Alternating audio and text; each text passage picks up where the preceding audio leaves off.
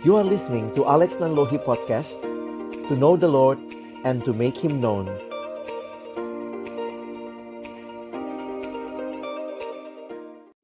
Mari sama-sama sebelum kita membaca merenungkan firman Tuhan, kita berdoa. Bapa di dalam surga, pemilik hidup kami datang dalam ucapan syukur sore hari ini. Terima kasih banyak Tuhan, karena Engkau sudah memberikan kesempatan kepada kami memasuki satu babak yang baru lagi di dalam perkuliahan kami. Tuhan yang sudah memimpin kami memasuki semester yang baru, dan kami mengucap syukur bahwa semua ini Tuhan yang sediakan bagi kami. Dan kami juga rindu ya Tuhan, pada hari ini bersama-sama merefleksikan setiap pengalaman kami di dalam terang firman-Mu, supaya kami bisa memahami di dalam semester yang baru ini bagaimana kami bersikap, bagaimana kami memandang hidup kami seturut dengan firman-Mu ya Tuhan. Karena itu ketika kami akan membuka firman-Mu, kami mohon ya Tuhan, bukalah juga hati kami. Jadikanlah hati kami seperti tanah yang baik, supaya ketika benih firman Tuhan ditaburkan, itu boleh sungguh-sungguh berakar, bertumbuh, dan juga berbuah nyata di dalam hidup kami. Berkati baik hamba-Mu yang menyampaikan, setiap kami yang mendengar, ya Tuhan, tolonglah kami semua, agar kami bukan hanya jadi pendengar-pendengar firman yang setia, tapi mampukan dengan kuasa pertolongan dari Roh-Mu yang kudus, kami dimampukan menjadi pelaku-pelaku firman-Mu di dalam hidup kami, di dalam masa muda kami. Bersabdalah ya Tuhan, kami anak-anak-Mu sedia mendengarnya. Di dalam satu nama yang kudus, nama yang berkuasa, nama Tuhan kami Yesus Kristus, Sang Firman yang hidup, kami menyerahkan pemberitaan firman-Mu. Amin. Shalom teman-teman sekalian, selamat sore. Saya bersyukur kepada Tuhan boleh melayani sore hari ini. Saya coba share screen ya. Jadi saya berharap juga teman-teman nanti bisa ikuti. Ada bagian yang Abang siapkan untuk kita bisa semakin menikmati firman Tuhan pada saat ini ya. Nah, kita sudah masuk di dalam tahun 2021. Happy New Year-nya tanggal 1 Maret nih ya. Tapi ya saya pikir dalam kenyataan bahwa kita juga sudah dipimpin Tuhan sedemikian jauh di tengah-tengah situasi yang juga tidak mudah. Kalau kita ingat, masuk Maret berarti sudah hampir 1 tahun ya. Kita punya waktu yang sudah ada di rumah begitu, atau ada di secara online ya. Dan ini menjadi satu hal yang saya pikir akan sangat menandai sejarah kehidupan manusia ya. Harus terbatas sekian lama. Dan teman-teman sudah masuk di semester yang baru ya. Happy New Semester. Nah, saya ingin mengajak kita merefleksikan seperti doa saya tadi. Mari kita coba merefleksikan pengalaman kita di dalam terang firman Tuhan. Tentu di dalam firman Tuhan tidak ada yang persis sama dengan pergumulan kita, tapi Allahnya adalah Allah yang sama. Tuhan kita Tuhan yang tidak berubah. Sehingga saya pikir pengalaman-pengalaman hidup kita bisa kita tempatkan dalam terang kebenaran, dan kemudian melihat bagaimana seharusnya kita bersikap. Nah, saya ingin mengajak kita melihat yang pertama dan terutama kalau kita bicara tentang kekristenan, ada satu kutipan yang berkesan buat abang ya. Kutipannya ini. Christianity isn't a religion, it's a relationship with God through Jesus Christ. Kalau agama di dunia ini banyak menawarkan ritual, kepercayaan, ajaran-ajaran, maka kalau kita perhatikan, kekristenan punya semua itu. Kita punya ajaran, kita punya ritual, kita punya tradisi. Tetapi yang menarik, kekristenan berbicara lebih dalam daripada sekadar beragama, berritual, bertradisi. Kekristenan bicara relasi dengan Allah di dalam dan melalui anaknya Yesus Kristus. Kenapa ini jadi penting?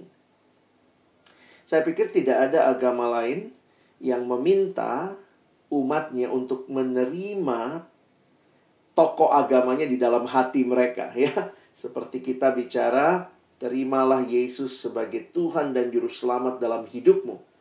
Nabi di agama sebelah tidak meminta itu. Tidak ada kepercayaan lain yang menyatakan hal sedemikian.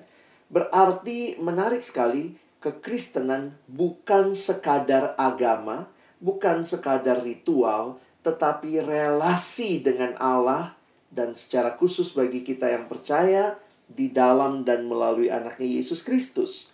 Mengapa ini jadi penting? Karena dengan kita benar-benar mengalami karya Kristus dalam hidup kita, kita bisa memandang segala sesuatu, termasuk pengalaman-pengalaman kita, segala hal yang kita lalui, yang kita jalani, di dalam perspektifnya Tuhan atau dari perspektifnya Tuhan. Nah, memasuki semester baru ini kita mau coba refleksikan apa sih yang sudah kita alami di semester sebelumnya. Mungkin juga ada hal-hal yang kita harus sadari, ya. Ada kegagalan yang mungkin kita alami dalam semester yang lalu. Gagal itu bisa macam-macam, ya. Teman-teman gagal karena tidak berjuang, nggak bisa juga kan? Atau sudah berjuang tapi gagal, berarti itu faktornya eksternal, ya. Mana tahu, mungkin kalau bicara nilai, dosennya pelit nilai, atau dosennya mungkin waktu ngasih nilai juga nggak objektif. Itu bisa terjadi kan? Kalau kita bilang gagalnya dalam nilai, hal seperti itu bisa terjadi. Jadi hidup ya ada kemungkinan gagal, hidup juga ada kesempatan yang kita bisa berhasil. Jadi sebenarnya kalau begitu bagaimana kita memandang hidup? Bagaimana kita dengan tepat bisa melihat bagaimana hidup itu? Nah, saya ingin mengajak kita bersama-sama untuk merefleksikan ini dari pengalamannya Rasul Paulus, ya. Makanya tadi abang bilang sebenarnya nggak apple to apple persis, ya. Rasul Paulus kan nggak lagi kuliah, nggak lagi masuk semester baru, ya. Tetapi ada satu catatan yang penting yang Paulus sharingkan di dalam kitab Filipi, ya. Kita akan melihat ini, dan saya ingin mengajak kita melihat bagaimana Paulus memandang hidupnya, dan nanti coba refleksikan untuk kamu juga memandang hidupmu. Paulus melihat hidup sama seperti kita, ya. Biasanya kalau kita lihat selalu yang kita kan ada dalam time, ya, dalam waktu. Jadi biasanya orang melihat ke belakang, ya, melihat ke belakang apa yang sudah dilalui, lalu tentunya juga menyadari apa yang sekarang, dan bahkan melihat ke depan apa yang dirindukan ke depan. Tetapi bagi orang percaya, bagi saya apa yang Paulus sharingkan di dalam bagian ini, menurut saya dia tidak hanya memandang ke belakang, tidak hanya memandang sekarang apa yang dia sedang alami, tidak hanya memandang ke depan apa yang akan dia capai. Tetapi bagi saya yang menarik adalah Paulus melihat ke atas, ya. Mungkin ini istilah saja yang abang pakai, bukan hanya memandang ke belakang, melihat yang sekarang, memandang ke depan, tetapi Paulus memandang ke atas dan menyadari ada Tuhan di dalam perjalanan hidupnya. Jadi kalau kita cuma mandang ke belakang, kita bisa jadi orang yang terperangkap di masa lalu. Kalau kita hanya hidup hari ini, ya kita jadi orang yang kayaknya oportunis banget begitu, ya. Kalau kita hanya berpikir masa depan, kita jadi banyak mimpinya. Jadi sebenarnya hidup harus seimbang gitu, ya. Kita hidup saat ini dengan berkaca, bercermin pada masa lalu yang sudah kita lalui, dan harapan masa depan yang mau kita capai. Tapi kalau kayak begitu, orang dunia juga begitu, ya. Nggak usah jadi orang Kristen untuk memandang dunia, masa lalu, masa kini, masa depan. Nah, apa yang membedakannya? Bagi saya yang membedakannya adalah orang percaya bisa melihat Allah. Waktu dia melihat masa lalunya, dia bisa melihat di mana Allah dalam masa lalunya. Waktu dia melihat masa kini, dia bisa melihat dan menyadari di mana Allah dalam kekinian yang dia hadapi. Dan bahkan waktu dia memandang, merencanakan hal-hal di masa depan, dia pun bisa melihat Allah Nah, ini saya pikir kunci kehidupan Kristen, relasi dengan Tuhan, ya. Nah, karena itu coba lihat bagaimana Paulus merefleksikan hidupnya dalam Filipi pasal 3 ayat 4 sampai 14. Nah, Abang ajak kita membaca bagian per bagian. Saya semua sudah tulis ayatnya di screen, nanti kalian bisa ikuti ya. Nah, saya mulai lebih dulu, tidak dari ayat 4, Abang mulai dari ayat 7, ya. Saya mulai dari ayat 7, perhatikan kalimat Paulus.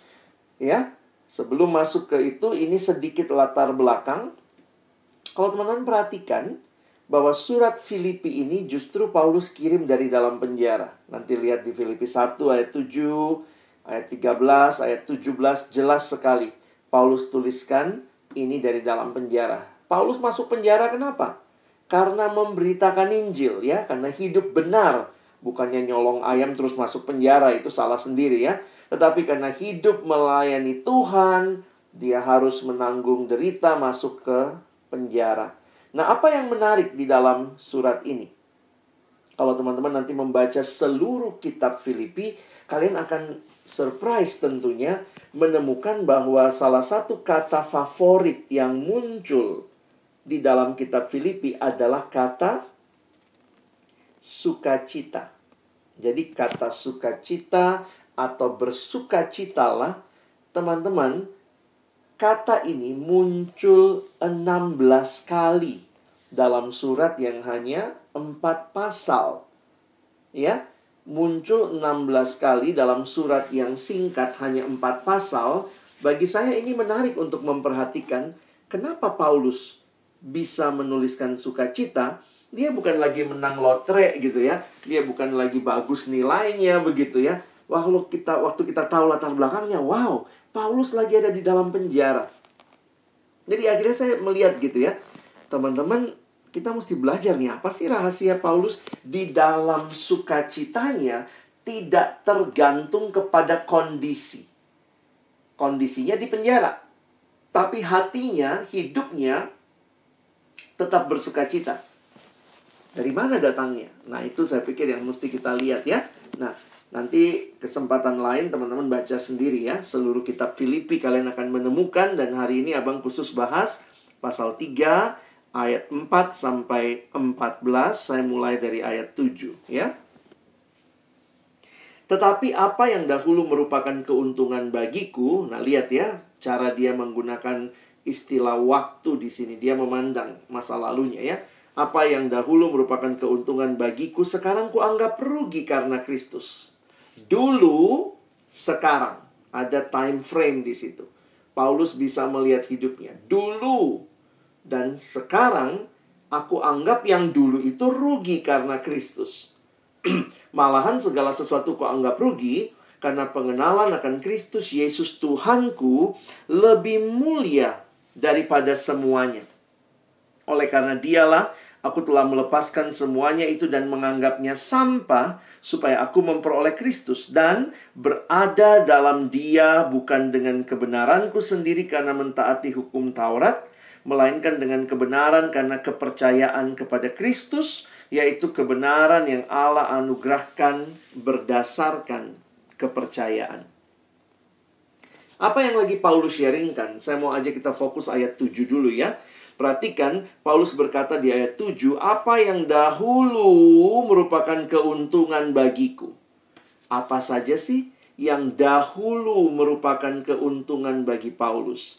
Teman-teman, sebenarnya kalau kita pikir-pikir gitu ya, apa yang Paulus sharingkan di ayat sebelumnya, karena tadi kita mulai dari ayat 7 ya, dia mulai dengan kata tetapi apa yang dahulu. Nah, sekarang kita lihat yang dahulunya ini.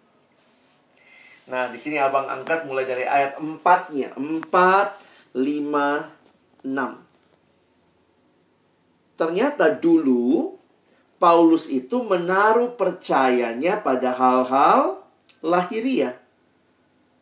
Sekalipun aku juga ada alasan untuk menaruh percaya pada hal-hal lahiriah. Jika ada orang lain menyangka dapat menaruh percaya pada hal-hal lahiriah, aku lebih lagi. Disunat pada hari ke-8. Kalau disunat pada hari ke-8, Paulus lagi mau bilang apa nih? Aku itu asli dari orang Yahudi, dan bukan hanya aku, tetapi orang tuaku pun orang yang taat. Nggak ada kan bayi disunat hari ke-8, bayinya datang sendiri sunatin dong gitu ya. Pasti orang tuanya yang bawa. Berarti Paulus lagi mau menceritakan latar belakang keluarganya. Saya dari keluarga yang taat loh. Dari bangsa Israel, dari suku Benyamin, orang Ibrani asli. Tentang pendirian terhadap hukum Taurat, aku orang Farisi.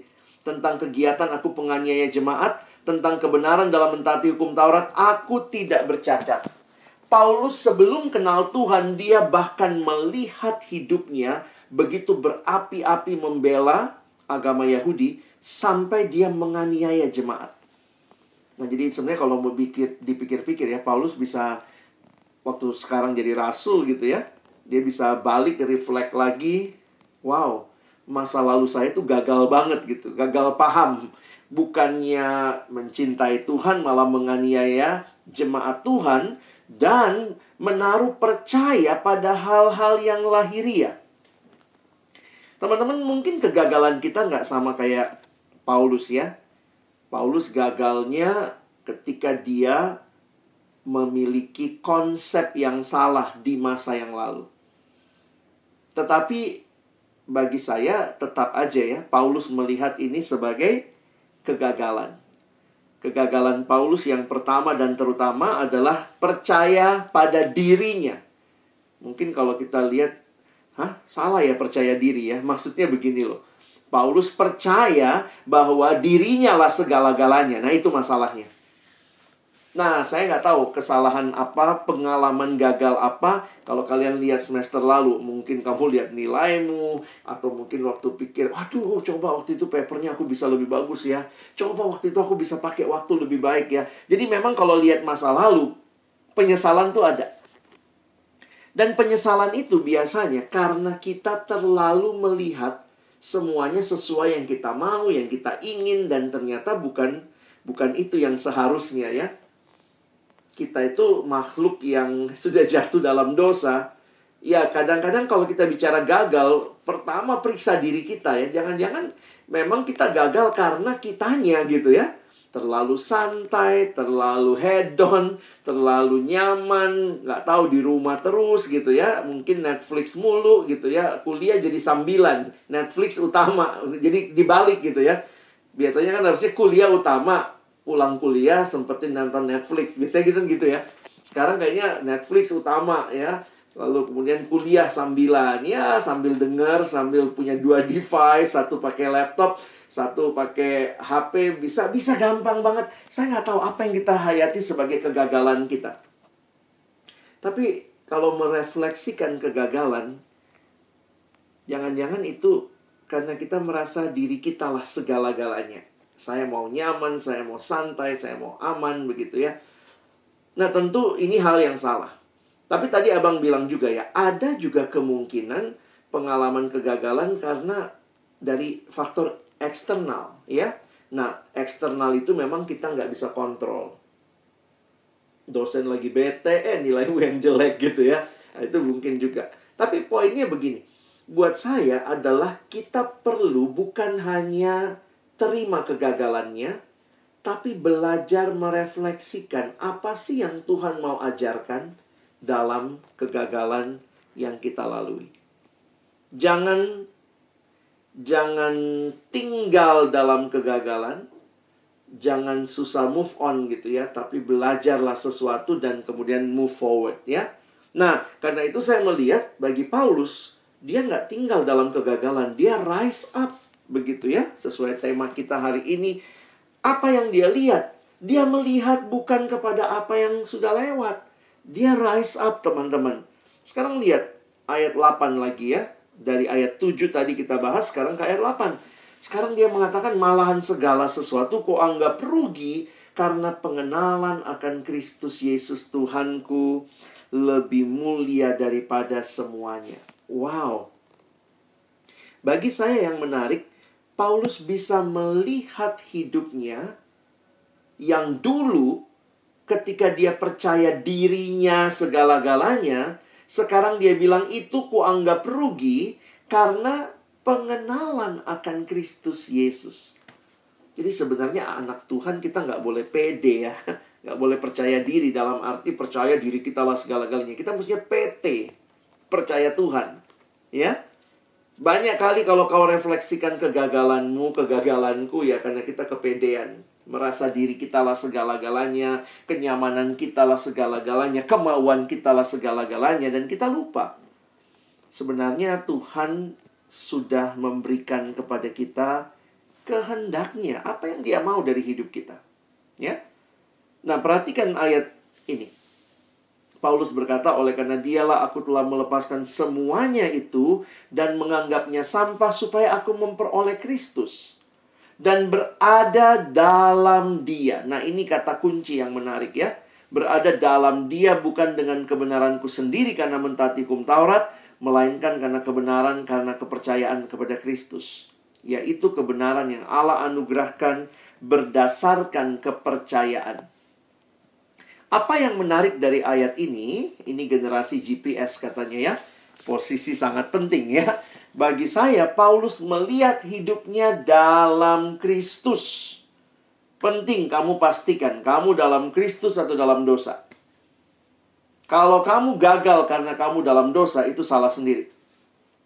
Nyolong, nyontek, terus dosen kasih nilai jelek, plagiat, copy paste. Ya, dalam dosa ya gagal, itu sudah konsekuensi. Tapi dalam Kristus mungkin nggak ada juga kegagalan.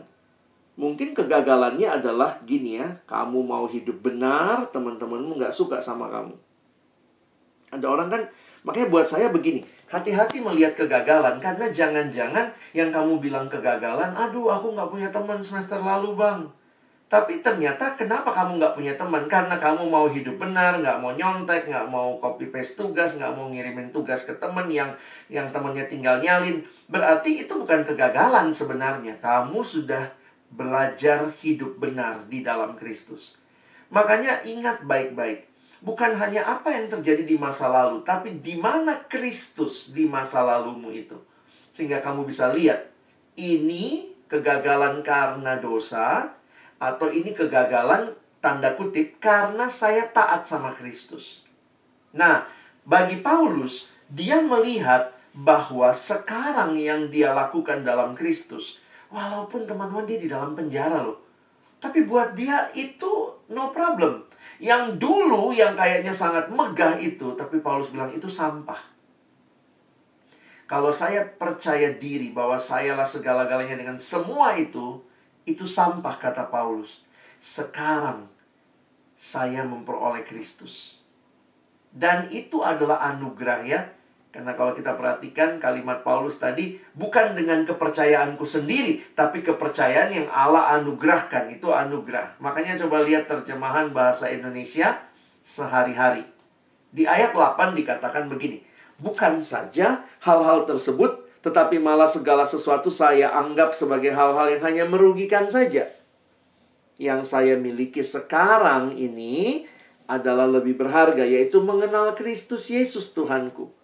Karena Kristus, maka saya sudah melepaskan segala-galanya. Saya menganggap semuanya itu sebagai sampah saja, supaya saya bisa mendapat Kristus.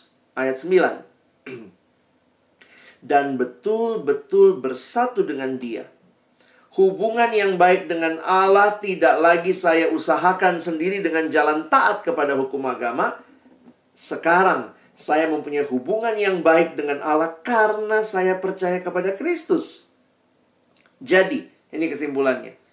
Hubungan yang baik itu datang dari Allah. Itu anugerah ya. Berdasarkan percaya kepada Kristus, kepada Yesus Kristus. Jadi teman-teman, mari kita memastikan dalam kita menjalani hidup ini. Saya tidak lagi terjebak di masa lalu. Saya bangkit. Dan saya sekarang harus benar-benar hidup di dalam Kristus. Posisi menentukan. Kamu sedang di dalam Yesus, atau kamu sedang masih main-main dengan dosamu. Dan ingat, dosa selalu membawa kegagalan. Mungkin belum kelihatan kegagalannya. Tapi ketika orang menabur dalam daging, kata Alkitab, dia akan menuai kebinasaan. Maksudnya apa? Saya suka bayangkan gini ya. Ada orang semester lalu dilewatin, dia nyontek, dia copy paste tugas, plagiat gitu ya. Dia ngerasa biasa-biasa aja. Apalagi kalau nggak ketahuan kan. Kayak aduh puji Tuhan, nilai keluar bagus. Nah, kalian lihatnya gimana tuh? Nilai bagus apakah di dalamnya prosesnya kamu jalani dengan baik? Sehingga kamu bisa lihat ini gagal apa enggak. Jadi gagal kita itu jangan dilihat hanya dari nilainya berapa. Lihatlah dari prosesnya kamu taat sama Tuhan atau tidak. Nah, bayangkan kalau orang menabur dalam dagingnya, wah nyontek nggak ketahuan, plagiat nggak ketahuan, lulus lah, wah lulus jadi sarjana nyontek. Cuman dia sama Tuhan yang tahu kan. Wah dosen kan kadang-kadang juga banyak yang diperiksa, mungkin nggak ngecek satu-satu. Puji Tuhan nggak ketahuan. Orang yang terbiasa jutek, maju dengan nyontek, nanti kalau jadi alumni, kerjanya mungkin juplok, maju dengan amplop, nyogok sana-sini. Kenapa? Nggak punya kualitas. Jadi saya suka membayangkan gitu ya. Mungkin yang sekarang kamu lakukan tidak ketahuan, tetapi apa yang kamu tabur sekarang satu waktu kelak. Hati-hati. Itu bisa jadi kamu tuai. Kenapa? Karena tidak setia dengan hal-hal kecil. Pastikan kamu ada dalam Kristus. Di dalam menjadi anak Tuhan, waktu mempelajari kitab Filipi ini yang abang dapatkan ya. Apa sih esensi menjadi orang Kristen? Kristus. Relasi dengan Kristus. Karena itu, di dalam Alkitab, banyak sekali kata di dalam Kristus. In Christ. Dalam kitab Filipi, ini adalah kata juga yang favorit. Itu muncul sampai 15 kali. Jadi pastikan teman-teman ya. Pastikan kamu bangkit di dalam Kristus. Ingatlah bahwa keselamatan kita bukan apa yang saya lakukan bagi Tuhan, tapi apa yang Tuhan lakukan bagi kita. Jadi bagaimana mengatasi kegagalan? Bagaimana melihat kegagalan? Lihatlah dalam perspektif di dalam Kristus. Kalau tadinya gagal karena HPD ya, percaya diri, maka tema kedua kita mesti belajar PT, percaya Tuhan, believe. Paulus rise up, but also believe in Jesus. Betul-betul dia percaya sama Tuhan. Jadi dia bisa move on. Nah, bagaimana wujud percaya sama Tuhan? Perhatikan, ini dilanjutkan lagi. Ini dalam kekiniannya ya.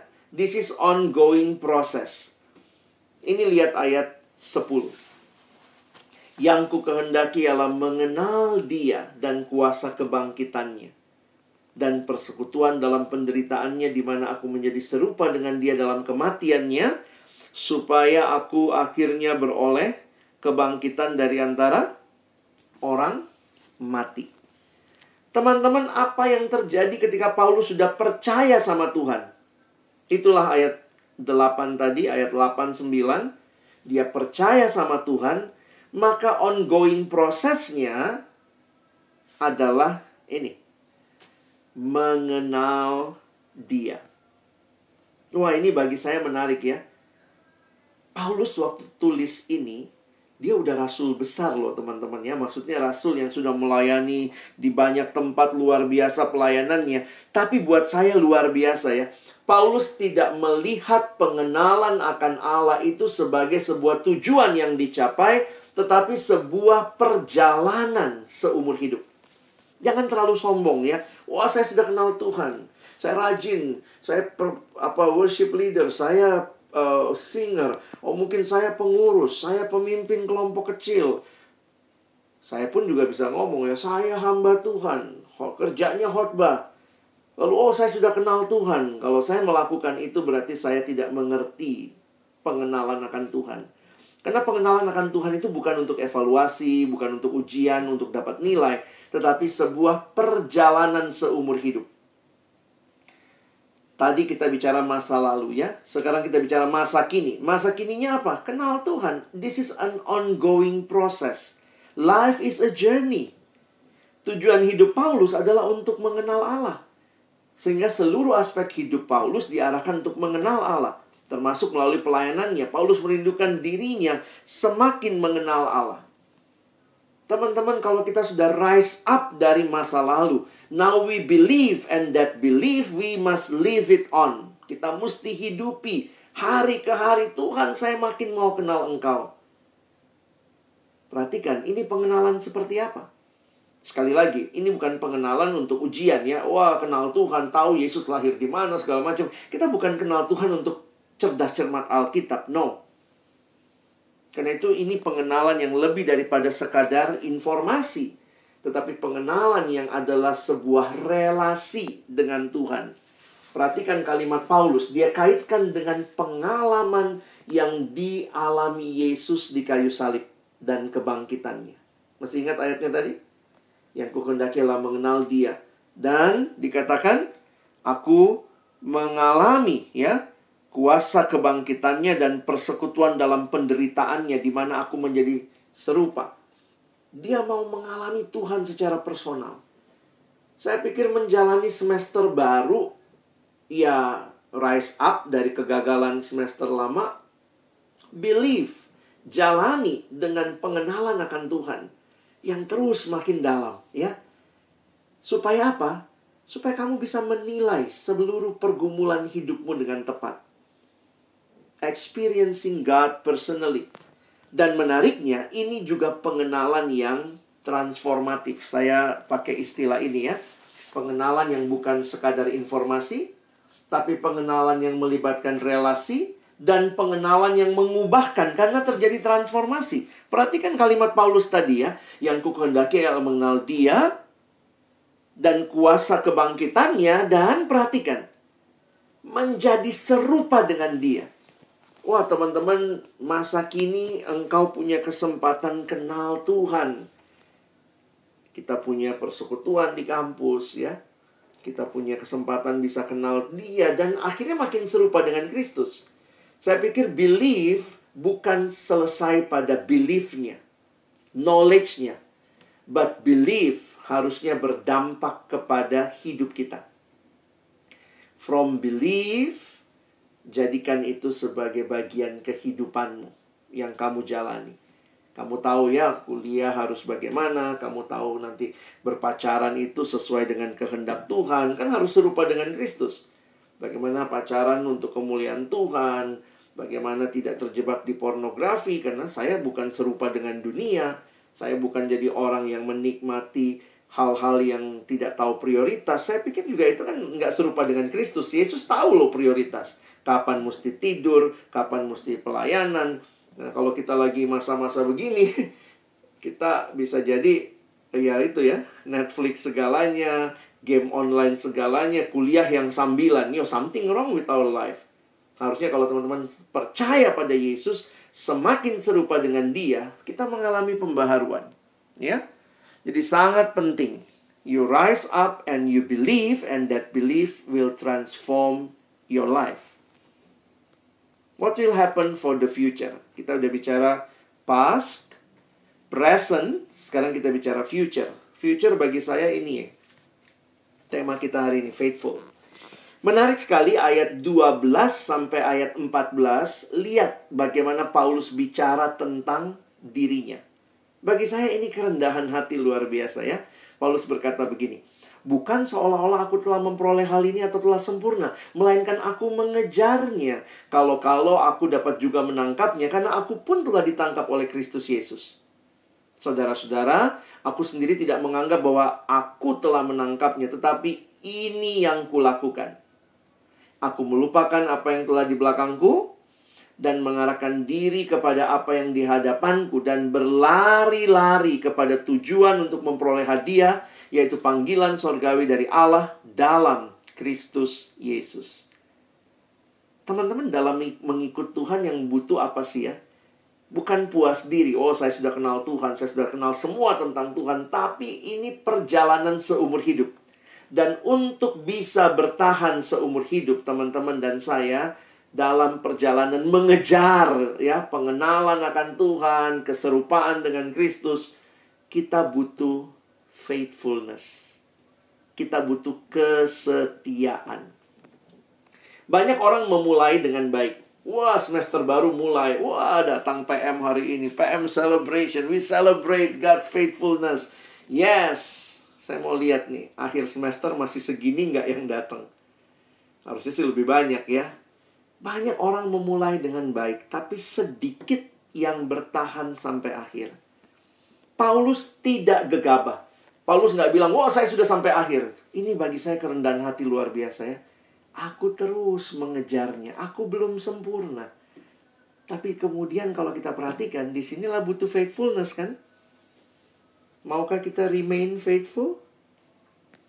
Nah, ini yang Abang ingin kita refleksikan hari ini bagi kita semua. Bagaimana melihat masa lalu?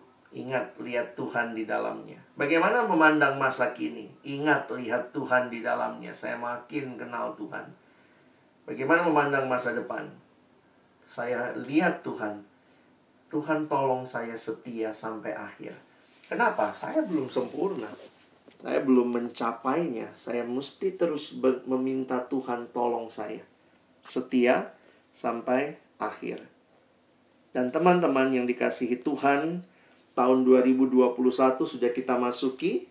Semester baru kalian sudah masuki, tapi ya situasinya masih sama ya. Kita masih belajarnya online dan segala macam. Maka saya rindu ya bagi kita masuki semester ini dengan tekad juga ya. Tekad untuk terus hidup dalam Tuhan. Karena itulah kekuatan bagi kita melewati hari-hari ini. Bagaimana bisa memandang hidup, ya kita butuh kedekatan dengan Tuhan. Christianity is not religion, tapi sebuah relasi yang hidup dengan Tuhan.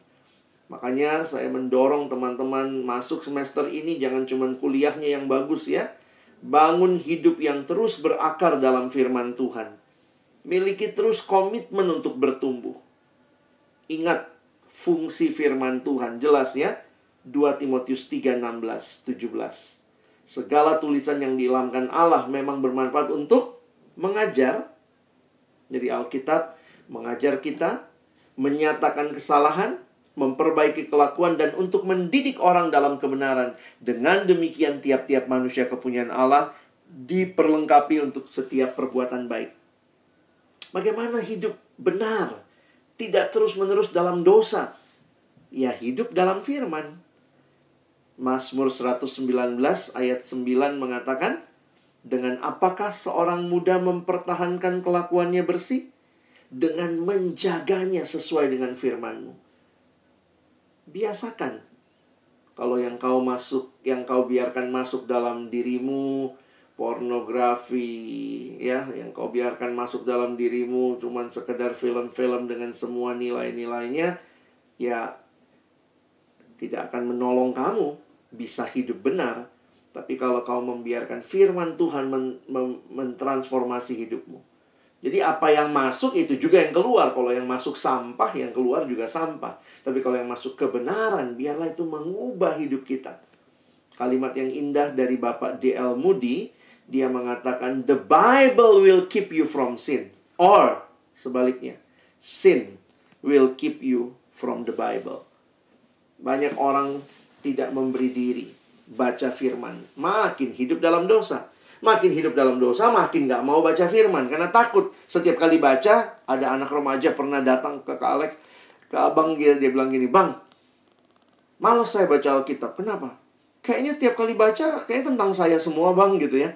Karena dia merasa kayaknya dituduh begitu ya. Saya bilang, nah itulah fungsi firman Tuhan. Menolong kamu, mengoreksi, menyatakan kesalahan. Salah kamu, gak boleh begitu.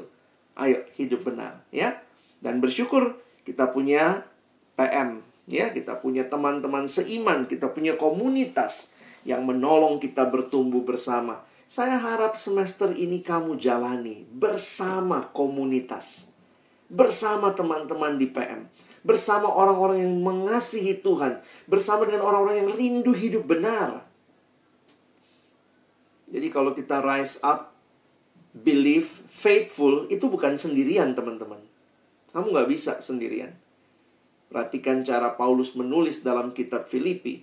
Dia banyak menggunakan kata kami, karena dia tahu dia bukan single fighter. Dia adalah pemain tim, ya. Dan dia tahu kekuatan itu datang dari Tuhan melalui tim, ya. Jadi biarlah kita hidup berbeda dengan dunia. Dan kita masuki semester ini, kita jalani bersama Tuhan, bersama saudara-saudara seiman. Belajar kita jadi berubah, jadi berbeda. Buat teman-teman yang mungkin sambil kerja juga, kamu juga dalam pekerjaan juga menunjukkan kualitas yang baik. Buat teman-teman yang dalam pergaulan, walaupun online, belajar bergaul dengan baik. Yang sudah pacaran, bangun pacaranmu dengan kudus, dengan baik. Jadi saya pikir apa yang kita percaya, ya kita mentransformasi hidup kita, dan kita mesti setia menjalaninya. Bahkan nanti kalau kalian sudah berumah tangga, biarlah juga rumah tanggamu juga dibangun di dalam Kristus. Kita masuk tahun yang baru, tapi ingat.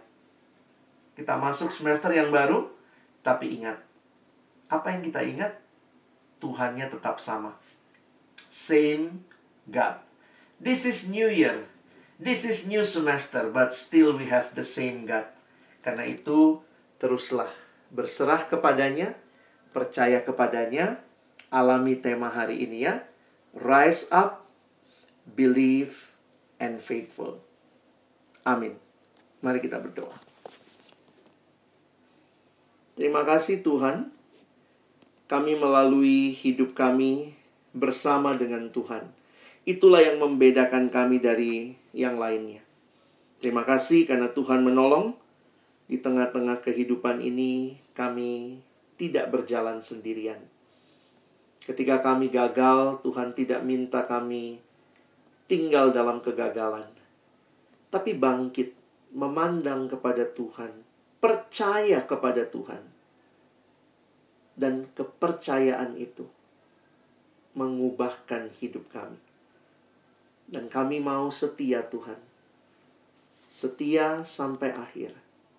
Bukan karena kami kuat, bukan karena kami mampu, tapi seperti Paulus katakan, aku terus mengejarnya. Kami rindu Tuhan, dengan kekuatan-Mu, kami dimampukan setia sampai akhir. Dan inilah yang menjadi kerinduan kami. Mengawali semester ini, banyak hal yang kami mungkin masih belum tahu apa yang terjadi. Bagaimana kami bertahan dalam situasi yang juga mungkin tidak mudah bagi sebagian besar kami. Bagaimana kami harus melaluinya. Tapi satu hal yang pasti, ada Tuhan yang memegang masa depan kami, dan kepadamu kami berserah. Tuhan, terima kasih banyak buat firman-Mu. Tolong kami bukan cuma jadi pendengar, tapi jadi pelaku firman-Mu. Kami bersyukur dalam nama Yesus kami berdoa. Amin.